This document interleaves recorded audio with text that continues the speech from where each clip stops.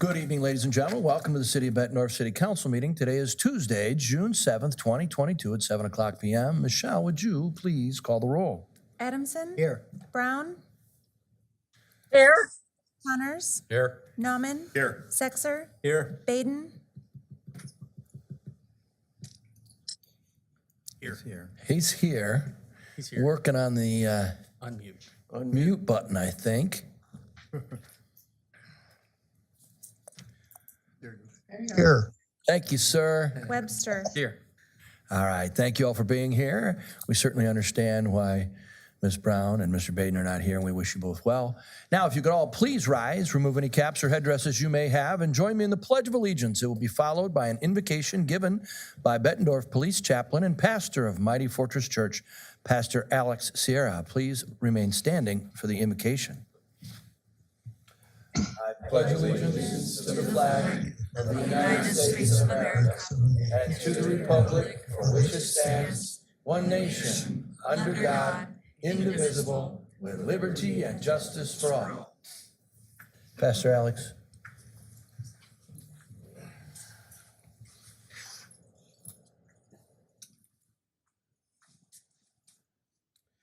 Heavenly Father, as this council meets tonight, I ask that you would find favor with them, move upon tonight's agenda, and that you would give them knowledge, wisdom, and guidance to govern this great city.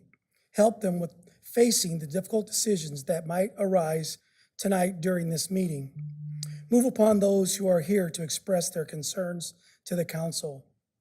Heavenly Father, we ask blessings and keep all those who work in this great city. Keep your hand upon them, from public service all the way down to our first responders. We ask, Lord, that you would move upon also the citizens, the business owners, the churches of all faiths, and all those who visit this great city. And we ask you, Lord, these things in our Heavenly Father's name. And we all say, amen. Amen.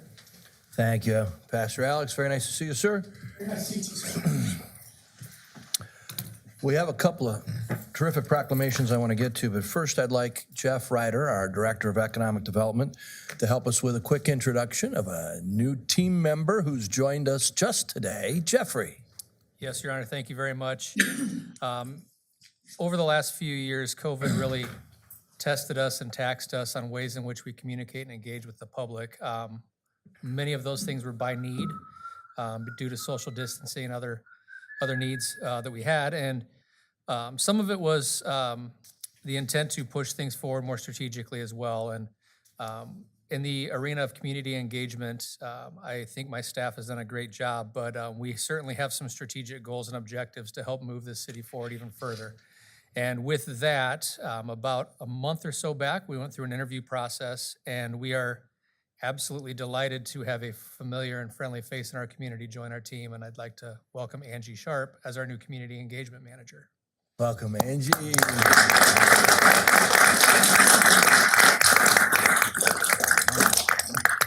Welcome, dear. Thank you. Thank you. It's been a long day already, I understand. Excited to connect with our wonderful community. Thank you. Nice job. All right, I have two proclamations I'll deliver from the center of the room. We'll start with Quad City Museum Week, and for this we welcome our Director of Culture and Recreation, Kim Kidwell. Kim?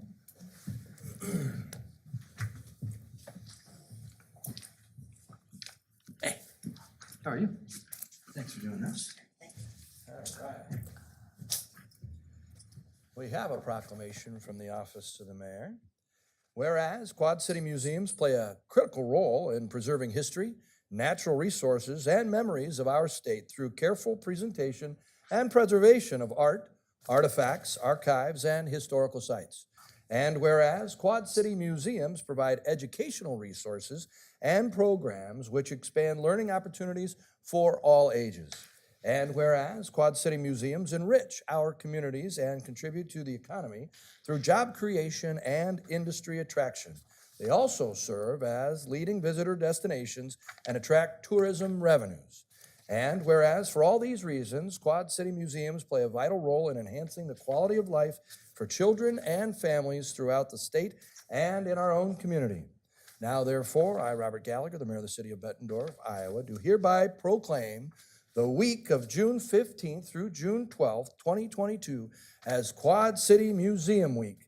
And I encourage all of our citizens and those in the state of Iowa and Quad City area to celebrate by visiting and supporting the Family Museum and all local museums.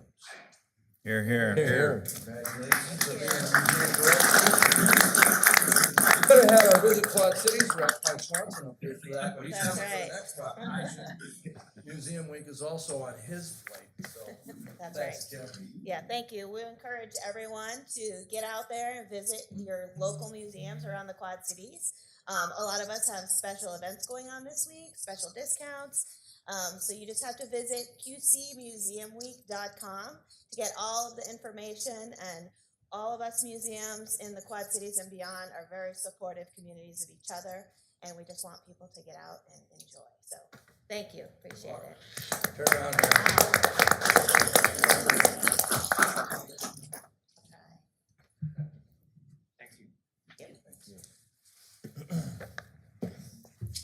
All right, we have another proclamation from the office of the mayor, and for this we'll welcome the members of the Elephant Club to the front.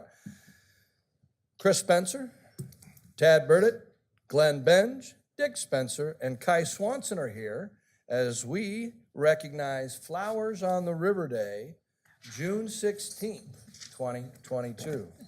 Gentlemen, as always, thank you. It's a great pleasure to see you all here.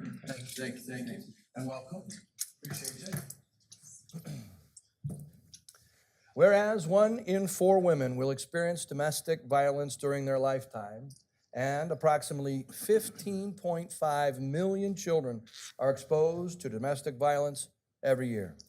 And whereas domestic violence is not confined to any group or groups of people, but crosses all economic, racial, gender, educational, religious, and societal barriers. It is widespread and is devastating to society as a whole, particularly to women and children. And whereas the crime of domestic violence violates an individual's privacy, dignity, security, and humanity due to the systematic use of abuse, emotional, sexual, psychological, and economic control, and or abuse. And whereas victims should have help to find compassion, comfort, and healing they need to have access to medical and legal services, counseling, transitional housing, and other supportive services so they can escape the cycle of abuse. We encourage domestic violence victims and their families to seek assistance from the appropriate victim services, organizations, and the Domestic Violence National Hotline at 1-800-799-SAFE.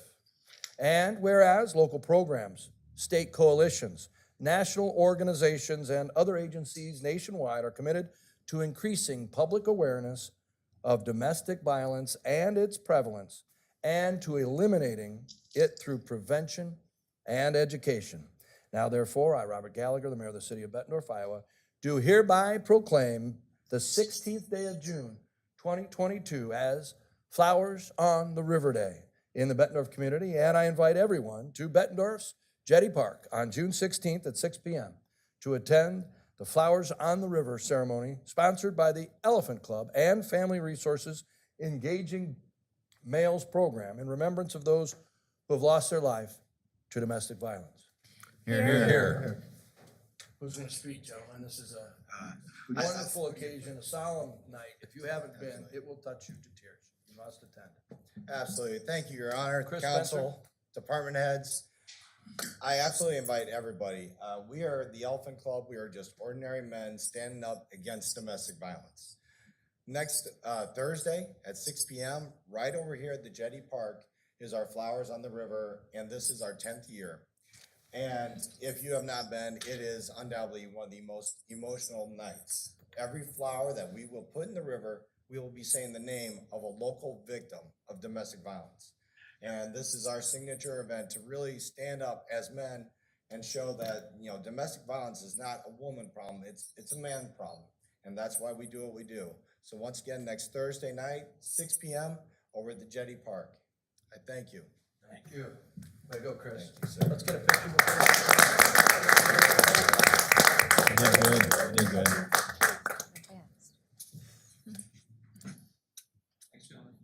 Gentlemen, thank you. We'll see you on Thursday. All right, thank you. God bless you in the work you do. You did good. You did good. Thank you, Derek. I've seen him somewhere. He gets around. Okay, we've come to public requests of council. If there's anybody here who wishes to be heard on an item that is not already on tonight's agenda for a public hearing, now is your time to make a request of city council. You may do so by approaching the podium in the back of the room. Please state your name and your address. We'd like to hear from you. Anybody here on an item not already on tonight's agenda? All right, we'll close public requests of council. Let's move to our public hearing, and this public hearing was kept open from our last meeting. This is with regard to the rezoning of 1200 Devil's Glen Road. And we'll have a quick presentation, then we'll go over a couple of ground rules, and we'll have a public hearing. Why don't you take the lead here for us? Our Community Development Director, Mark Hunt, is with us. Mark, why don't you bring us up to speed on anything that over the last 3 weeks, assuming there's something new from last night. Maybe there's not. You can give us what you did last night. You brought us up to speed then. Sure, thanks, Your Honor. Just a quick recap of last night's presentation because I thought it might be helpful for everyone here to just hear some of the information that staff was able to uncover relative to the questions that were raised by this body a month ago. Thanks, sir. Again, you did mention the case 22007, 1200 Devil's Glen Road, conditional rezoning from R1 to R4. The term conditional, as you know, means there are several factors that the city will require to be in place for the zoning to be approved, mainly a concept plan that is similar to the site development plan. You have the site here on Devil's Glen Road. It's roughly across from the entry to Devil's Glen Park. Currently, it's used as a non-conforming use. There's some storage going on, some outside storage, some resale activity, kind of a de facto junkyard, to be honest with you. That use would be changed to a 126 unit complex that would have a mixture of apartments and townhomes.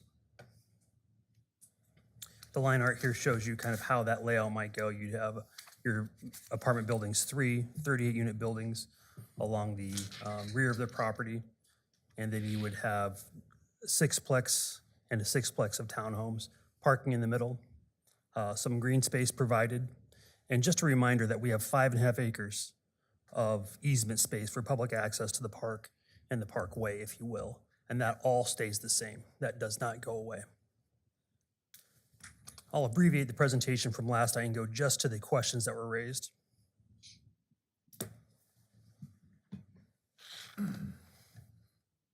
We talked a little bit about density and green space, and we wanted to better understand. You asked that we better understand what that would look like, and I can confidently say we have lots of green space built in. Again, we got about a 1/4 acre here. We have about 1,200 square feet, if you will, between the apartment buildings. We also retain that 5.5 acres to the rear, which is a perpetual easement, always there for the city, cannot be developed, will not change at all with this project.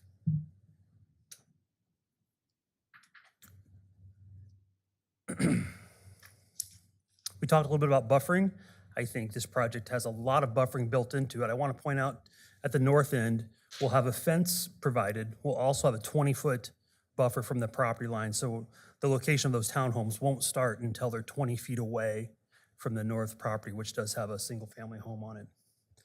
You're going to have landscaping and buffering along Devil's Glen Road. You're also going to have a turn lane on Devil's Glen Road. And you'll have a berm with that landscaping as well. We will monitor the height of that berm, probably modify it, I should say, so it's not too tall, it doesn't create a sight line issue. And then, of course, a huge amount of buffering between these landowners here, one of which is the city of Bettendorf, with the parkway.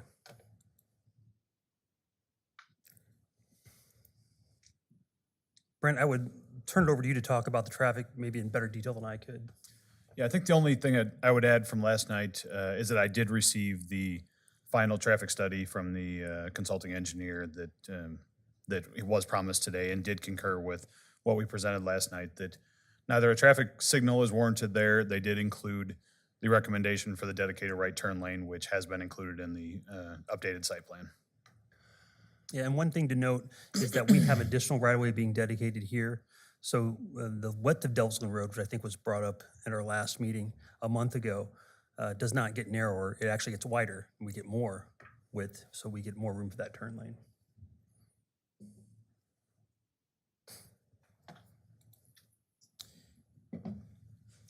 And then a little bit of information just on the actual impact to the bike path. There is no change whatsoever to the access of the bike path.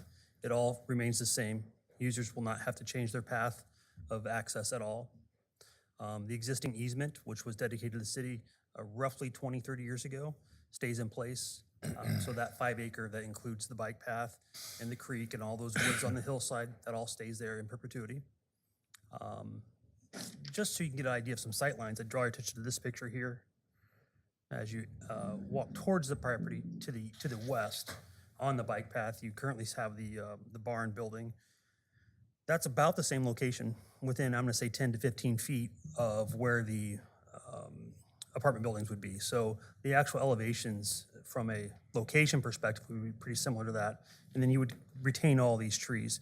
The only trees that would come down there would be any that had to be removed so we could get some utilities put in place. So you'd have a swath or two, 5 or 10 foot wide, just to put those utilities in place. But it'll be kept a natural area, just as it has been. And I would point out that that's probably the closest point that any of these apartments would get is this location. Most of them will be 200 feet, 150 feet away from the central lane of the bike path, if you will, the center line.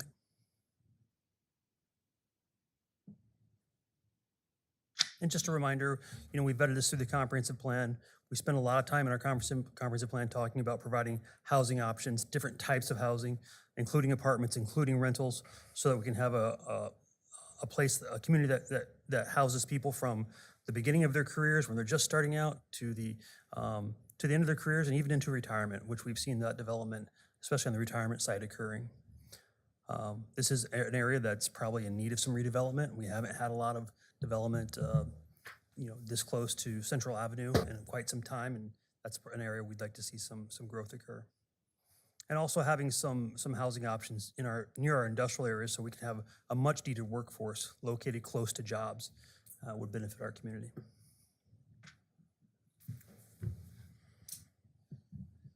And then we still have a positive staff recommendation, and the approval from P&Z came in unanimous fashion. Before we open the public hearing, are there any questions? We had questions last night. We had a conversation with the committee of the whole. If there's any questions for either our city engineer, Brent Morlock, or for our director of community development, Mark Hunt. Okay, no questions about it. So, Michelle, we previously had published notice of this public meeting, Yes, we did. and we received some written correspondence with regard to the same, which is all at our desk. That is correct. Do we have any other written correspondence that may have been received or that was received that we haven't seen? Not that I am aware of. Perfect, thank you. All right, so we have left our public hearing open from our last meeting to have those questions answered, and thank you to Mark Hunt and his staff, Brent Morlock and his staff. We appreciate the work you've done. Now is the opportunity for public comment on our public hearing. Try not to be repetitive. Keep your comments to a couple of minutes if you can. Certainly make your ask. This is your time to be heard. This isn't an opportunity to ask questions, but to certainly state your opinion and what you'd like to do in the public hearing. So if there's anybody here who wishes to be heard on this item, you can do so by approaching the podium in the back. State your name and your address. We'd like to hear from you.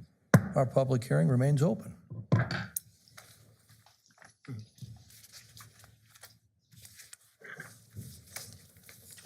Good evening, Mr. Mayor, members of the City Council. My name is Rick Murphy. I live at 3892 Deer Trail Road.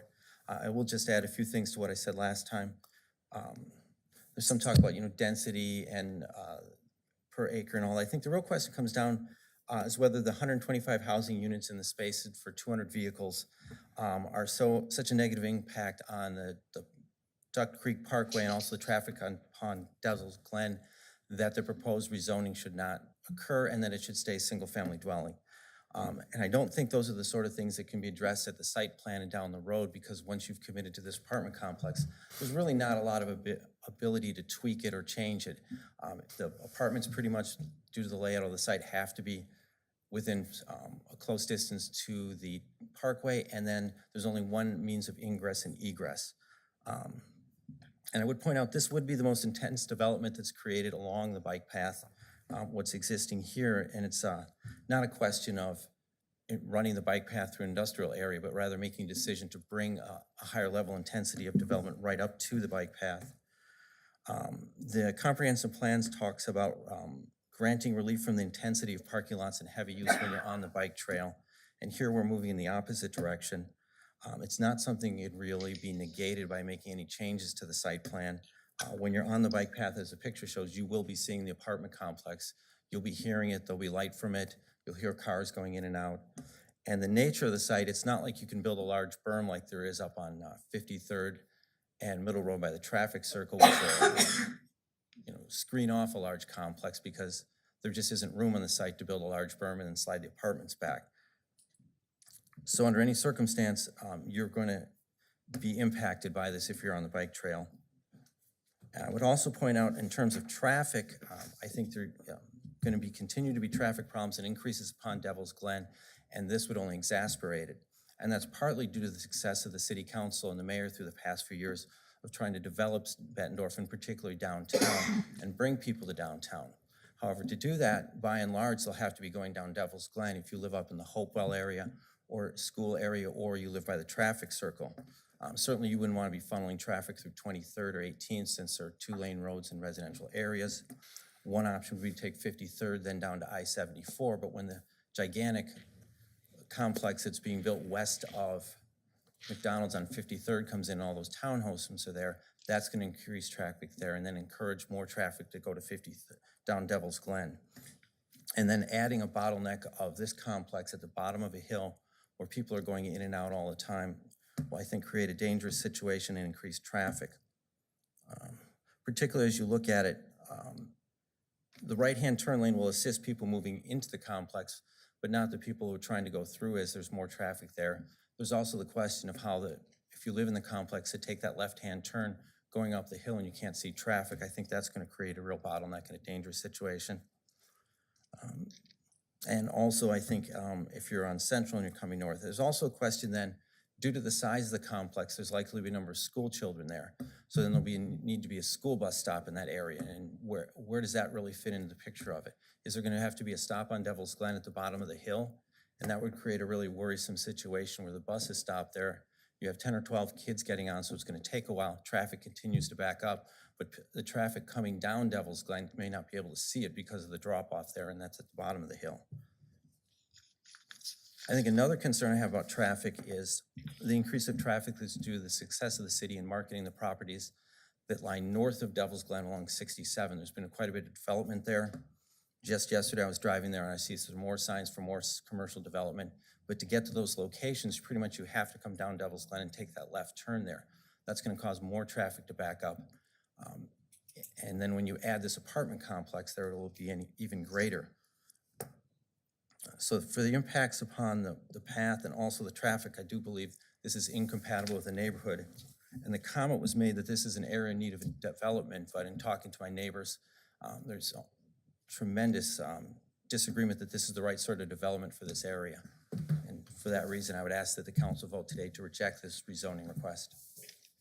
Thank you, Mr. Murphy. Anybody else wish to be heard?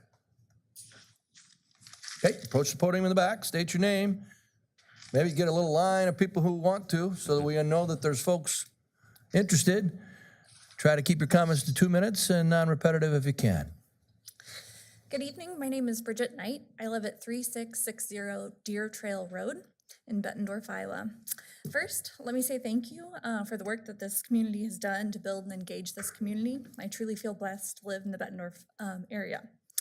I also have concerns, and many of the concerns that Rick already mentioned, regarding the plan to build an apartment complex on Devil's Glen Road. My concerns include, in no particular order, the traffic flow on Devil's Glen Road. An additional 200 cars seems like a lot of cars to have on Devil's Glen, especially with the road that comes out at Deer Trail. It's almost a blind hill if you want to take a left. So those 200 extra cars seems concerning from a traffic perspective. I'm also concerned about the proximity to the bike path. My family and I frequent the bike path, and I'm concerned about this disruption to the wildlife that currently live there, and we enjoy seeing on the bike path as well. And then my next concern is just regarding kind of the school resources at either Neil Armstrong or Riverdale, depending upon where these apartment complexes fall. Just ensuring that there's enough school resources to accommodate, another 146 homes and students. Therefore, I do not support the proposed plan to build an apartment complex on Devil's Glen Road. Thank you for your time and consideration this evening. Thank you, Ms. Knight. Anyone else wish to be heard?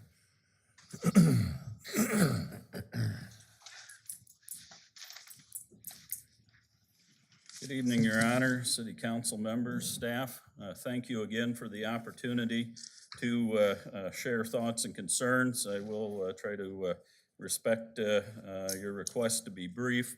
I did, for the record, just want to acknowledge that I did speak at the last meeting in which this public hearing was open and identified a number of concerns with the proposed development, which would place my opinion in opposition to the development going forward as currently planned. Let's start with your name. Let's start with your name and address. I'm sorry, Your Honor. Please. Jeff Anderson. Thank you, Jeff. 3588 Deer Trail Road. Just a couple quick comments. I was pleased to hear the city attorney at the last meeting confirm for the council's benefit that zoning decisions are still a legislative action in Iowa as opposed to a quasi-judicial action, which at least one of our neighboring states has moved towards.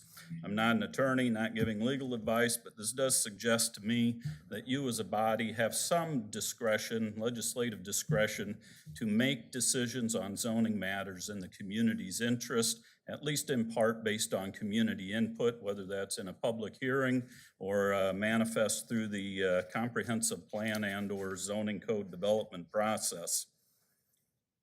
So it does seem there is some discretion available as opposed to feeling compelled to follow a more narrowly prescribed and potentially limited defined criteria that might be appropriate in other decision-making processes. To reemphasize, and I won't restate my concerns with the site, but I did feel somewhat affirmed in those concerns looking through your comprehensive plan, our comprehensive plan again. Figure 1.3 on, I believe, page 29 is identified as a development suitability map. The development framework for producing your future land use plan is based in part, if not large part, on this development suitability map that takes into consideration hydric soils, floodplain, wetlands, and drainage. And it gets a little fuzzy, and granted, it's kind of hard to read on a site-specific level, but if you look at that exhibit, you will see that there are minor, medium, high, and highest level of sensitivity presence on, near, or next to this potential site, which again suggests to me that it deserves a very high level of scrutiny in terms of density and intensity on this site and how that relates to the surrounding properties and neighborhoods. I was also interested to see in the comprehensive plan, as well as in your zoning code, there's quite a bit of ink given to community character in terms of preserving, establishing, and translating that into economic value. And I have to give credit to you and your predecessors who have done a great job of producing the community we have here today. But it does seem to me that the proposed development does run counter to that established community character that has both aesthetic as well as economic value in the immediate area and the community at large. And I think to drive this point home, I saw in two locations a picture was used to highlight the city's goals section, and that picture is taken from the vantage point at Devil's Glen Road looking down Deer Trail Road, several of which residents you have here. And in the forefront of that picture, neighbor Mark's prominently displayed home there, kind of setting, in my mind as I look through that, setting the tone for what the city is trying to do, at least in that part of the community or in certain locations. And again, this development seems to run counter to that. The second time that picture shows up is in the growth and land use and transportation section, where the various concepts, precepts for pursuing growth, land use, and transportation in a meaningful manner are laid out. So again, that, and I don't want to read too much into that, but to me, it suggests that this is a location that perhaps got it right and should not be degraded or infringed upon. Yeah, I think it wouldn't be too far out of the question, given the site limitations as I see them and as the comprehensive plan identifies them, to wonder if the comprehensive plan maybe shouldn't at least be looked at in terms of the future land use recommendation for this particular site. It's not uncommon. Your own plan states that it is a dynamic document for these things to be revisited and really take a good look at is allowing the intensity and density that might be suggested in that location is acceptable. Take a look at that and see if that's really in the community's best interest and meets good land planning standards. With that, I'll close my remarks. Thank you again for the opportunity to speak to you all and for all the good work that you do day in and day out. Thank you. Thanks, Mr. Anderson. Anyone else wish to be heard? Please approach the podium, state your name and your address.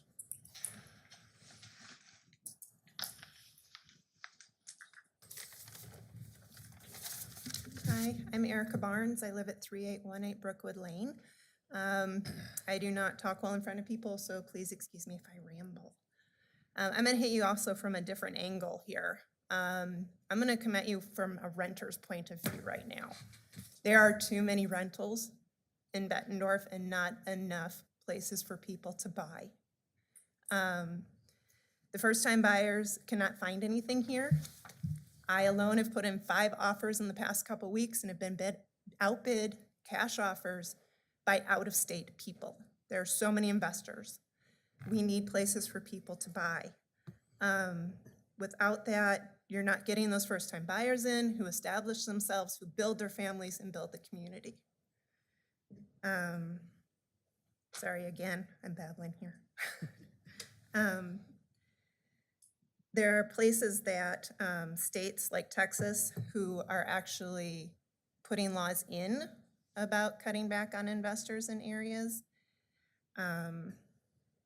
not letting them do so much investing. And if you look at some MLSs right now, you'll actually see side notes that the buyers that own these properties have never actually seen them, which is kind of sad and why we have so many issues with derelict properties. When you build this many rentals, we become a transit city, and we don't really want that, I don't think. We want those families. We need the new places. If you want to build there, and I think we do need to build there, I would like to see properties that are purchasable. Condos that people can buy, townhomes that people can buy, it's great, but we need places for first-time buyers. So, thank you. Thank you, Ms. Barnes. Anybody else wish to be heard?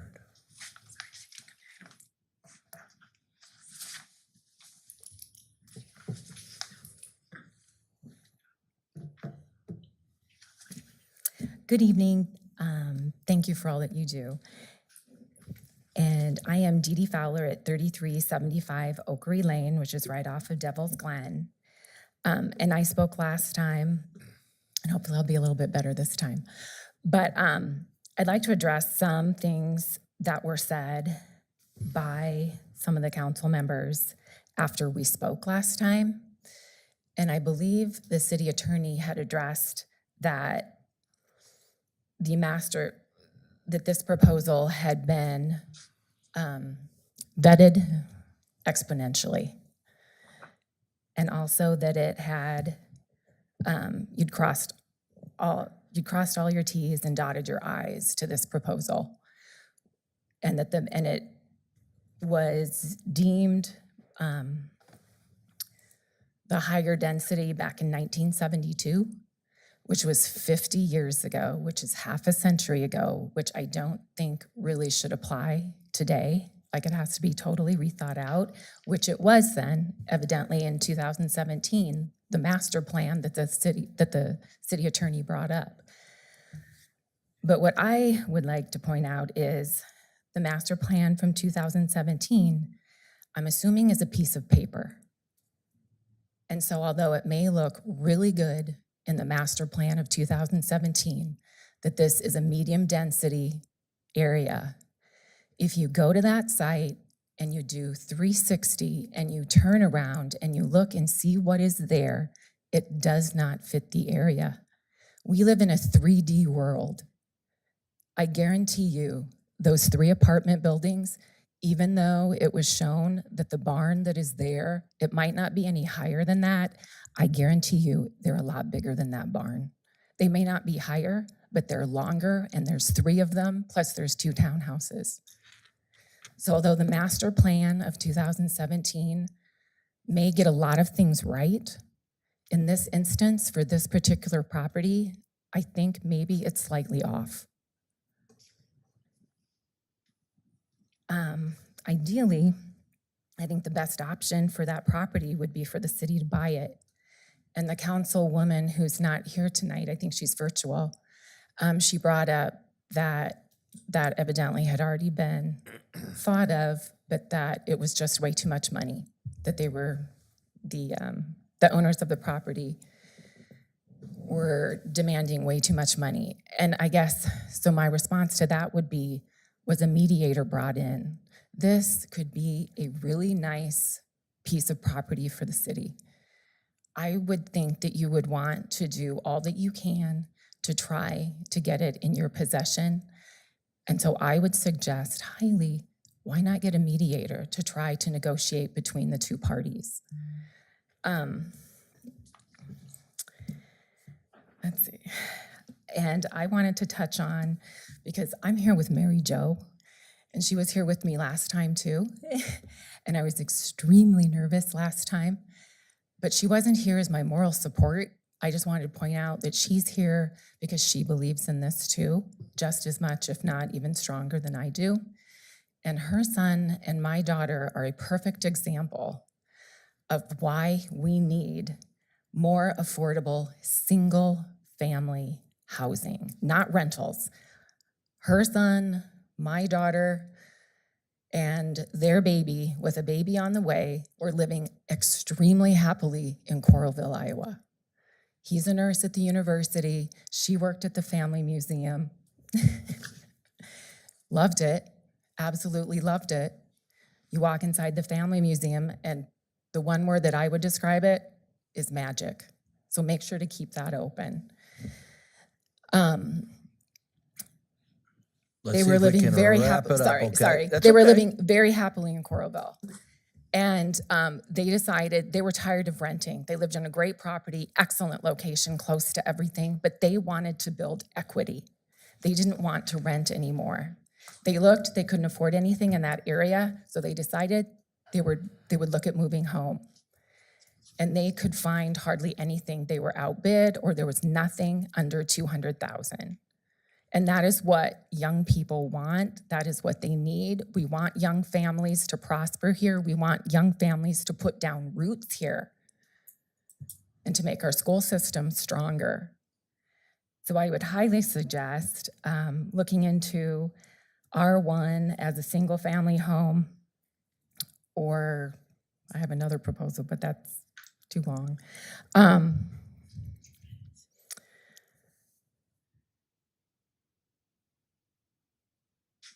Yeah, and we've had a plethora of new apartment buildings and condos built within the last couple years, which is great. They were badly needed, but I think you've met that these last couple years, and I would just strongly, strongly suggest that you do not make it the medium density in that area. Thank you, Ms. I Fowler. think that's it. Thank you very Okay, much. thank you very much. Anybody else wish to be heard?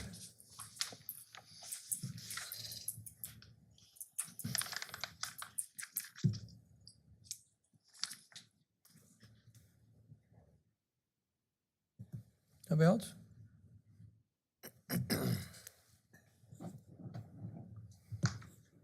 All right.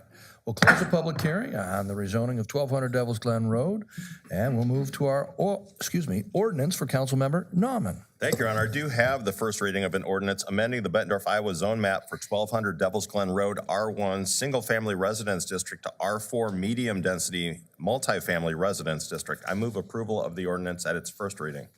Second.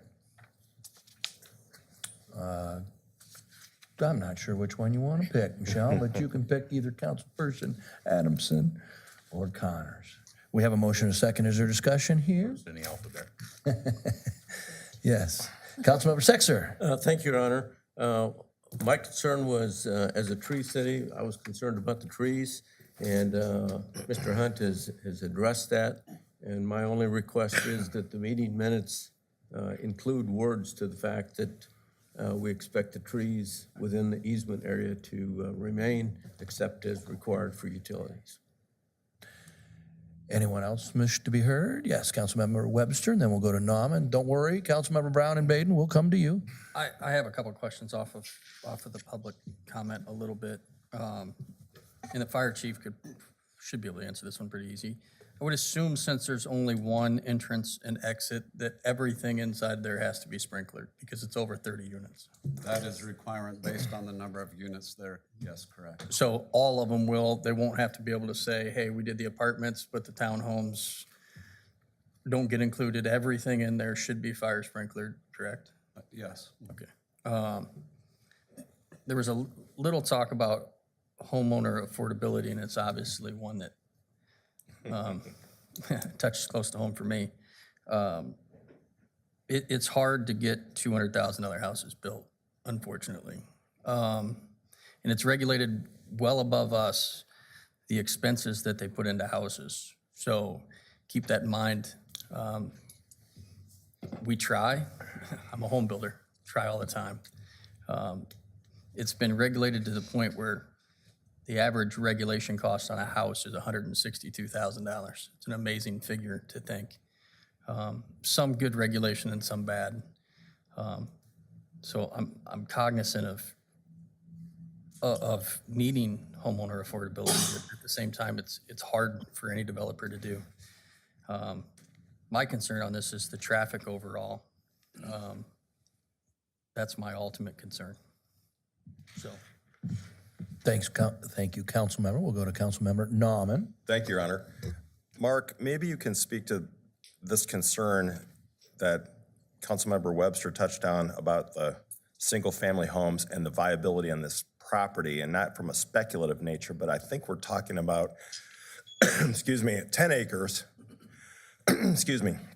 So we've got 10 acres, of which half is really not usable in terms of a development. Right. So in terms of the viability, what Mr. Webster just talked about in terms of the homes, you'd carve off half of that investment as not really usable.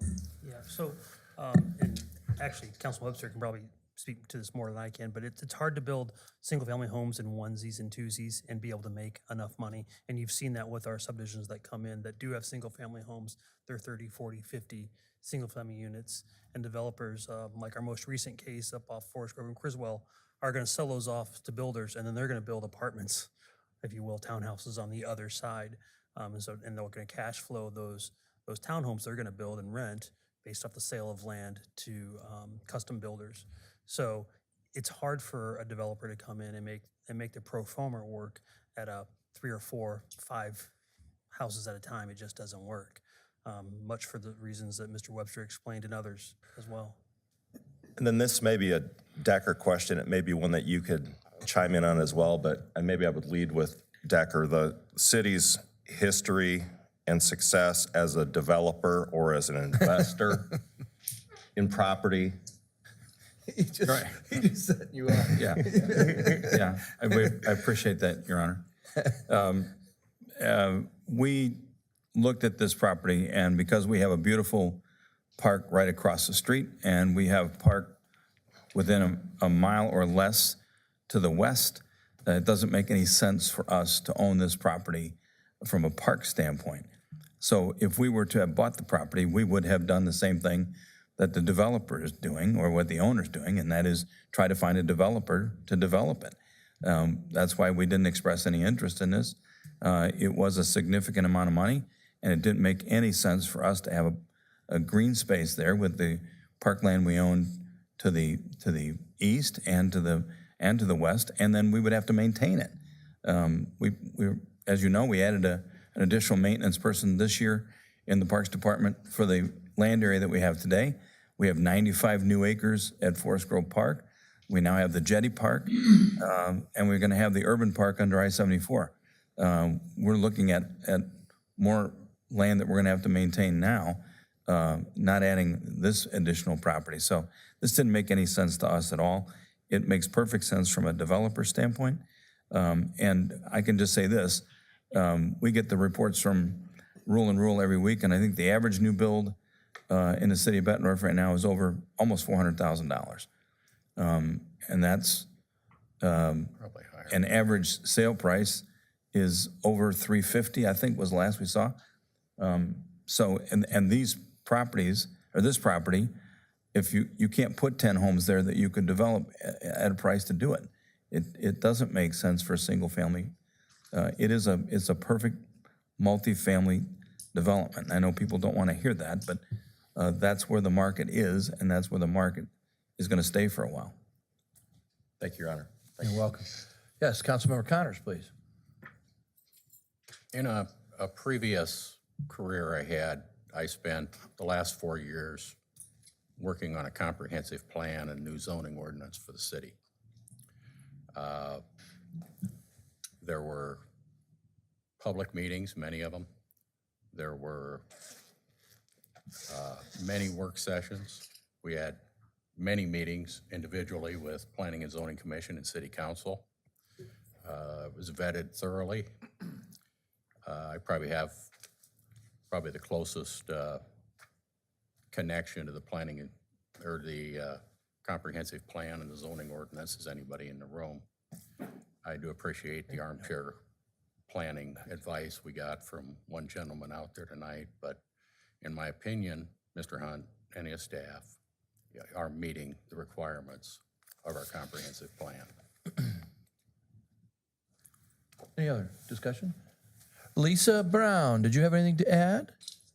Yes, couple things. I would love to see single family in there, but to Scott's point, it is true we can't get things built as far as that are affordable for in there.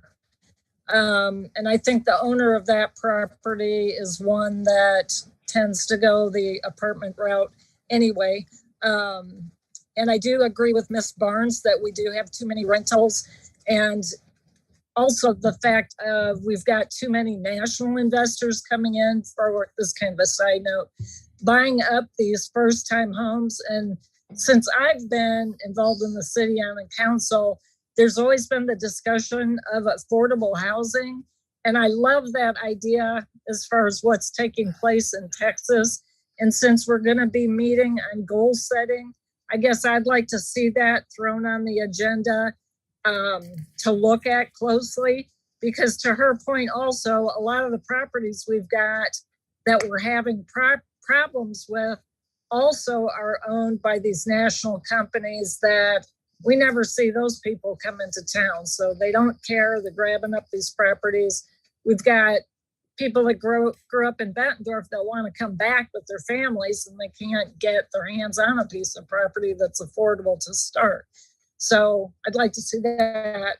I'm reluctant to vote on this because I do think it's going to be crowded for that area, but yet I don't see much else going in there because, again, to Scott's point, what's getting built right now is not affordable housing.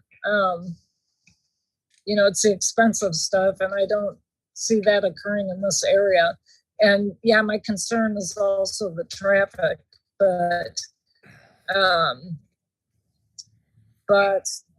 I think those are my comments, Your Honor. So.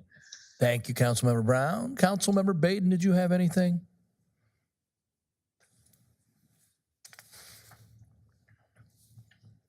Okay, anything else from anyone here in the room?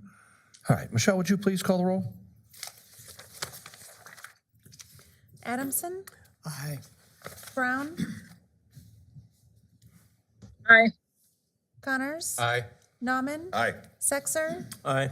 Baden, Aye. Webster. Nay. Okay, the ordinance passes 6-1. We move to our next ordinance. This is an ordinance, a first reading on a sewer meter credit program we got a lot of information about. Councilmember Sexer, please. Thank you, Your Honor. I have the first reading of an ordinance amending the city code of the city of Bettendorf, Iowa, section 8-2-6, paren E, relating to the city's sewer meter credit program. I move approval of the ordinance at its first reading. Second.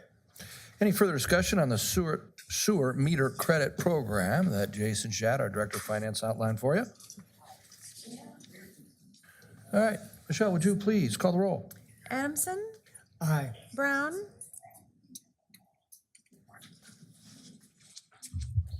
Brown, Aye. Connors, Aye. Nauman, Aye. Sexer, Aye. Baden, Aye. Webster. Aye. Okay, that first reading unanimously passes. There will be 2 more readings of that ordinance. We move to another ordinance for Councilmember Connors to present on first reading. Thank you, Your Honor. I have the first reading of an ordinance amending the city code of the city of Bettendorf, Iowa by repealing City Code Section 7-1-1, solicitation in public areas. I move approval of the ordinance at its first reading. Second. Any further discussion? All right, hearing none. Michelle, would you please call the roll? Adamson, Aye. Brown, Aye. Connors, Aye. Nauman, Aye. Sexer, Aye. Baden, Aye. Webster. Aye. That first reading also unanimously passes. We move to our consent agenda. I'd like to entertain a motion to approve the same at this time. So moved. Second. Is there any particular item on the consent agenda that any particular council person would like to speak about at this time? No, sir. Okay, Michelle, would you please call the roll? Adamson, Aye. Brown, Aye. Connors, Aye. Nauman, Aye. Sexer, Aye. Baden, Aye. Webster. Aye. We have unanimously approved each and every item on our consent agenda. At this time, I'd like to entertain a motion to adjourn. So moved. Second. We stand adjourned. Good work, people. Appreciate you, and